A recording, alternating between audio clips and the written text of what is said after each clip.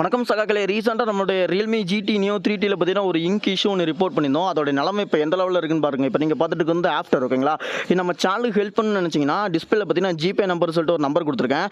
இந்த ஜிபே நம்பருக்கு உங்களால் முடிஞ்ச 5 10 சென்ட் பண்ணி விடுங்க தலைவா. வணக்கம் சகாக்களே. ரீசெண்டாக நம்மளுடைய ரியல்மி ஜிடி நியோ 3Tல பார்த்தீங்கன்னா ஒரு இங்க் இஷ்யூ ஒன்று ரிப்போர்ட் பண்ணியிருந்தோம். அதே மாதிரி பார்த்தீங்கன்னா போக்கோ X6 ப்ரோலையுமே எட்டி பார்க்குறத நிறைய பேர் சொல்கிறாங்க.